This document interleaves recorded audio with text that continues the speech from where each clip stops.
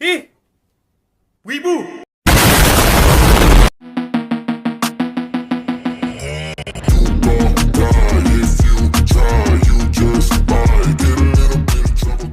Halo jemaah Syuton, a.k.a. Syudi Nonton. Bagaimana kabarnya? Jumpa lagi bersama saya, Aden. Salah satu film yang akan memacu adrenalin dan merangsang insting psikopret Anda akan kita bahas kali ini. Berjudul The CG. Bagaimana kisahnya dan seberapa serunya? Langsung saja santuikan posisi badan, yuk nonton. Dan inilah dia.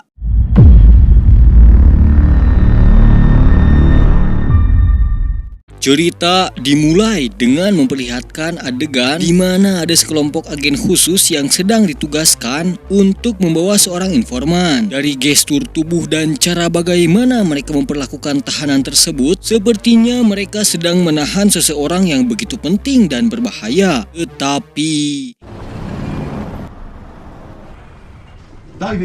sebuah perjalanan yang awalnya baik-baik saja, tiba-tiba harus terhenti oleh sesuatu yang entah apa itu. Ketika para agen ini memeriksa keadaan, yang mereka temui adalah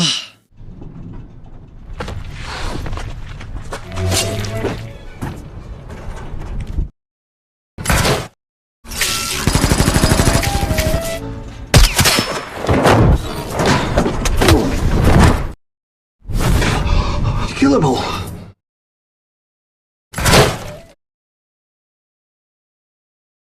ya, mari saya perkenalkan dengan seseorang yang bernama Walker, seorang mantan militer yang keluar dari keanggotaan militer akibat keluarganya terbunuh saat dia sedang bertugas. Dan oleh karena alasan itu juga, saat ini dia lebih memilih untuk menjadi seorang pembunuh bayaran. Ketika aksinya telah selesai, dia segera menuju ke suatu komplek rahasia yang notabene hanya para pembunuh bayaran dan kelompok mafia saja yang mengetahui keberadaan lokasinya. Karena fungsi dari komplek ini selain tempat persembunyian yang aman adalah menyediakan jasa untuk mengganti identitas dengan cepat dan lengkap. Tujuan dari kepergiannya ke sana adalah untuk mengubah identitas pribadinya, yang mana hal ini rutin dilakukannya setiap kali ia selesai menuntaskan misi. Pria ini bernama Smithy, salah seorang pegawai di tempat ini. Sementara wanita ini bernama Forge, kita panggil saja Mimin biar lebih mudah. Dia juga merupakan salah satu pegawai bagian administrasi di tempat ini. Mimin tahu betul maksud kedatangan Walker, maka dari itu dia segera melaksanakan tugasnya. Mimin menyerahkan Walker kepada Smithy untuk melakukan beberapa perubahan dalam hal visual, mulai dari ciri penampilan sampai perusakan sidik jari untuk membentuk sidik jari baru.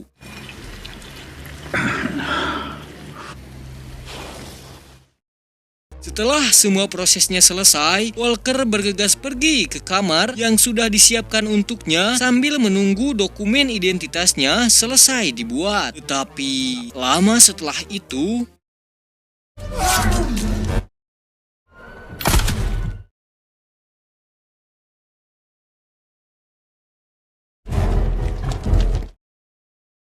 mereka adalah sekelompok pasukan bayaran yang diutus untuk memburu seseorang yang bersembunyi di tempat ini. Dengan skill dan keahlian di atas rata-rata, mereka dengan mudah membobol sistem keamanan sehingga mereka leluasa memasuki tempat tersebut tanpa gangguan. Sementara itu, Walker yang sedang beristirahat didatangi dua orang perempuan. Wanita itu bernama Jalde dan Juliet, di mana maksud dari kedatangan mereka berdua adalah ingin meminta bantuan kepada Walker, sebab tutur mereka tempat ini sudah dikepung dan mereka semua yang ada di tempat ini hanya tinggal menunggu kematian tiba jika tidak melakukan perlawanan. Alasan yang mendasari Jalde dan Juliet meminta bantuan Walker adalah karena Jalde tahu siapa sebenarnya Walker beserta semua tragedi di masa lalunya. Lebih tepatnya, Walker memang sudah tersohor di kalangan para pembunuh bayaran dan penjahat kelas kakap. Dengan gaya santainya dia menjawab seolah tidak peduli dengan apa yang dikatakan mereka berdua. Walker lebih memilih untuk menyuruh mereka segera pergi meninggalkannya, yang membuat Jalde kesal dan kecewa karena legenda Walker si pembunuh ternyata hanyalah mitos belaka.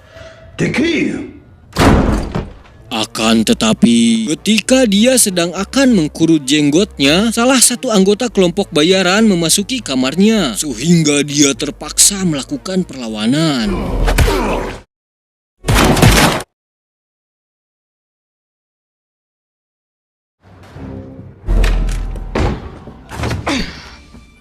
Touche. They're not supposed to be. She is still right here.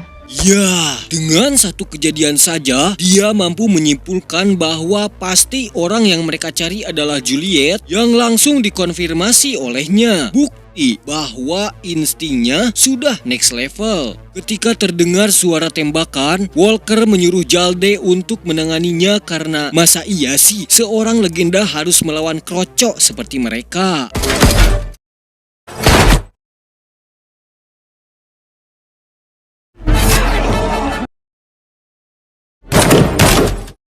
Persis seperti apa yang seharusnya dia lakukan, Walker tepat waktu untuk berada di sana. Dengan beberapa rentetan peristiwa yang terjadi barusan, mereka sadar bahwa untuk bisa bertahan hidup malam ini dengan melawan kelompok bersenjata, mereka juga harus minimal punya stok senjata api atau setidaknya senjata yang memadai untuk melawan kelompok tersebut. Sehingga mereka memutuskan untuk pergi ke ruang persenjataan. Setibanya di sana, mereka bergegas mencari senjata yang cocok, namun masalahnya kunci lemari senjata tidak ada yang tahu di mana disimpannya. Hingga kemudian, Just the man we need. ya, seseorang yang seharusnya menjadi solusi telah datang di hadapan mereka. Walker langsung meminta Smithy untuk memberikan kunci lemari senjata api, namun sangat disayangkan, ternyata kunci lemari itu tidak ada padanya. Tapi, ada suatu harapan ketika dia mempunyai kunci lemari yang lain, yang ketika dibuka, ternyata terdapat beberapa senjata seperti pisau belati, tali tambang, granat asap, kotak perangkap, kotak amal, yang mungkin bisa digunakan untuk melawan kelompok bayaran itu. Akan tetapi, The weapons lock up. Stand in.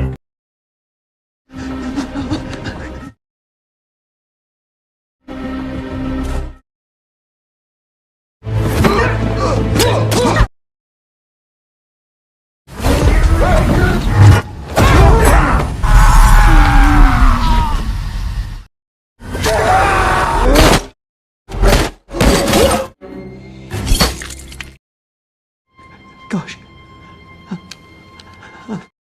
ya, atas insiden tersebut, Smithy terkena tembakan di bagian perutnya yang membuatnya tewas saat itu juga dan harus rela menerima royalti lebih sedikit dibandingkan teman-temannya.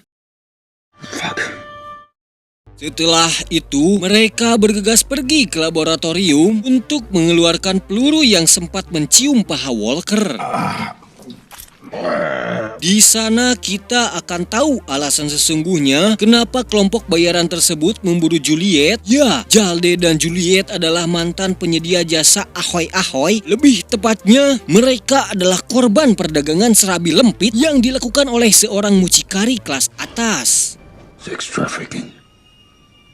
di mana mereka berhasil melarikan diri dengan kondisi Juliet yang sedang hamil besar akibat ulah cacing Alaska mucikari yang gagah perkasa. Dengan alasan itu, si mucikari yang kita panggil saja dia Ray tidak akan melepaskan orang yang sedang mengandung anaknya. Setelah Walker mengetahui inti masalahnya, dia berencana untuk menghubungi satu-satunya orang yang dia percaya, tapi sebelumnya dia harus menonaktifkan pengacau sinyal yang ada di kabin keamanan untuk bisa melakukan panggilan keluar. Tapi Jalde lebih memilih untuk dia sendiri yang akan melakukannya setelah melihat kondisi Walker yang masih pincang.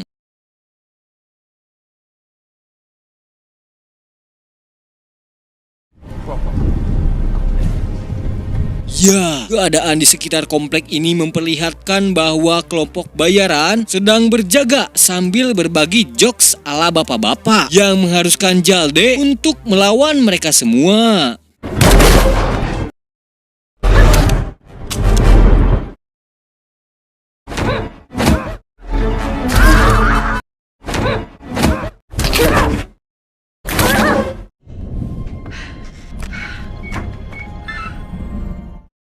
Sekembalinya Jalde dari kabin keamanan, dia membawa stok senjata api. Tetapi goresan di dadanya membuat Juliet panik. Setelah itu, untuk menghubungi orang yang dia percaya, Walker membutuhkan telepon. Dan satu-satunya tempat yang ada di sana yang mungkin terdapat telepon yaitu di ruang ganti. Singkat cerita, mereka bergegas menuju ke ruang ganti. Tentu terdapat beberapa kendala, yaitu karena kelompok bayaran yang sedang berpatroli untuk memburu Juliet.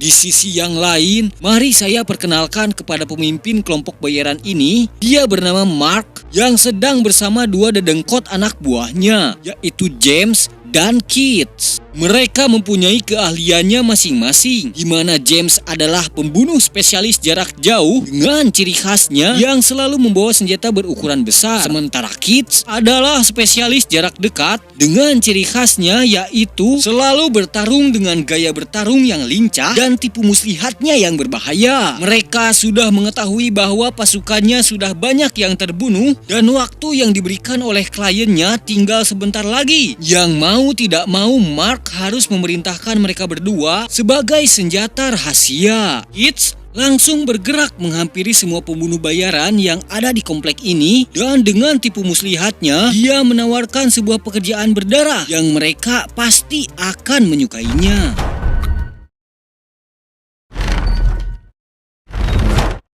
Who wants a job? Sementara James langsung bergerak menuju titik potensial untuk menyerang Walker. Ya, dengan tembakan yang membabi buta, seolah dia tidak mendengarkan apa yang diperintahkan Mark untuk membawa Juliet hidup-hidup. Akan tetapi... And the universe will open it. 6 fucking bullets. Mereka pun langsung melanjutkan perjalanan menuju ruang ganti seperti apa yang mereka rencanakan. Selanjutnya, salah satu orang yang diberi tugas oleh Kit sedang berada di sana, menunggu kedatangan mereka. Dia ini bernama Chop, seorang pembunuh bayaran yang hobinya menyiksa dan menggigit korbannya. Lalu, mereka pun terpaksa harus melawannya dan segera menuntaskan aksinya.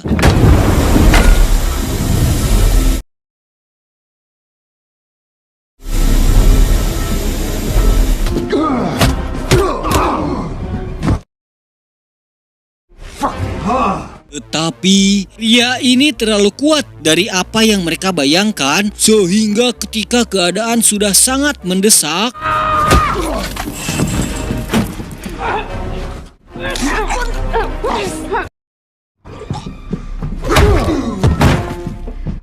dia langsung menghubungi orang kepercayaannya dan segera meminta bantuan kepadanya. 1 hour. 1 jam adalah waktu yang sangat panjang bagi orang yang sedang terdesak dan ketika tinggal menunggu jemputan datang saja, Jalde mengajak untuk membawa dokumen identitas masing-masing yang tentunya berada di gedung sebelah. We need to lay low for 1 hour. We need our documents. What? It's back in the building. And think about this before. Let's go. Satu lagi pembunuh bayaran yang telah menunggu Walker sehingga dia harus menghadapinya dan menyuruh Jalde dan Juliet untuk pergi duluan. Gotcha. Pria ini bernama Cech, nama panjangnya Cecep, seorang pembunuh bayaran yang mempunyai tubuh tinggi besar, wajar selaras dengan hobinya yaitu push up. I've been waiting for this.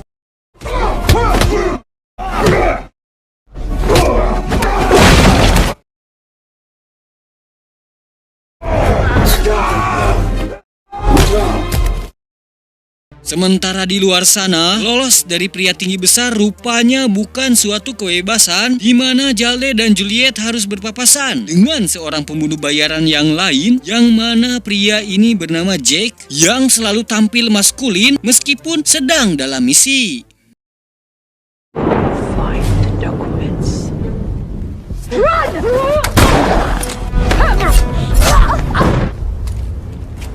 Where is she?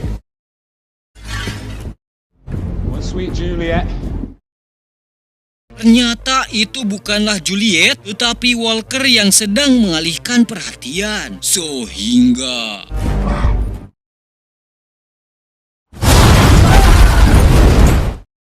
kembali lagi kepada Juliet, terpisah dari Walker dan Jalde sungguh merupakan hal yang berbahaya baginya. Selain tidak ada yang membantunya, dia juga rentan tertangkap oleh kelompok musuh.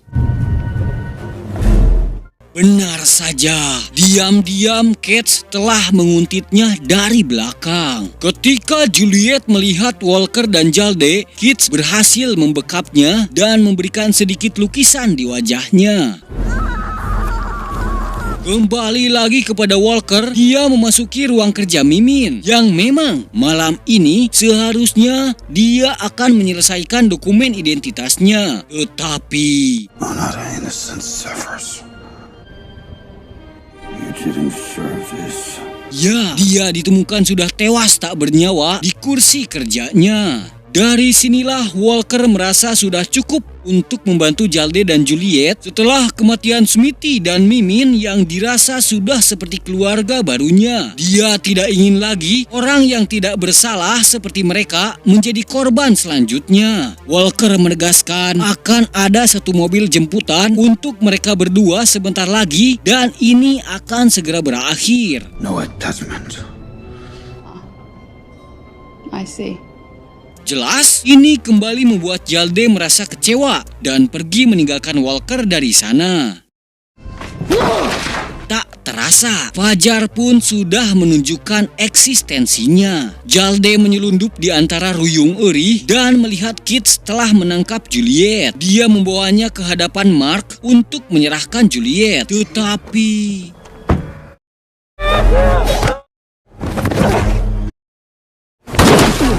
ya, pada detik-detik krusial ini, akhirnya Walker kembali memutuskan untuk membantu mereka lagi. Dan pertempuran pun tak bisa dihindarkan lagi.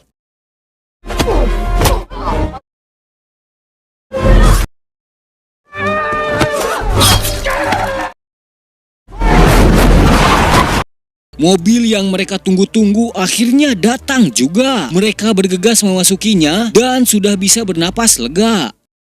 1 bulan saatosna. Skin akan menampilkan kondisi Jalde dan Juliet yang sudah bisa hidup layak di sebuah rumah. Serta menampilkan percakapan yang intinya Jalde akan pergi meninggalkan Juliet sementara waktu untuk menyelamatkan wanita-wanita yang terperangkap di dalam dunia ahoy-ahoy seperti dirinya yang dahulu. Sementara itu, You be sorry you tried this, you chicken shit!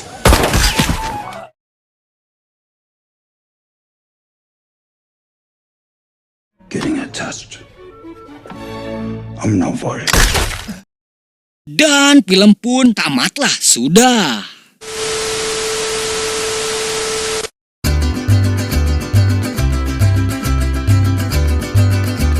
Sebagaimana mestinya, bila sikap lemah lembut hanya mengakibatkan timbulnya kekerasan, maka kekerasan adalah suatu bentuk kelembutan hati. Kezaliman akan terus ada bukan karena banyaknya orang-orang jahat, tetapi karena diamnya orang-orang baik. Ali bin Abi Thalib. Pesan yang dapat diambil dari film ini adalah jangan jadi mucikari. Itu. Saya Aden mewakili seluruh kru yang bertugas pamit undur diri. Sampai jumpa di video selanjutnya dan wassalam.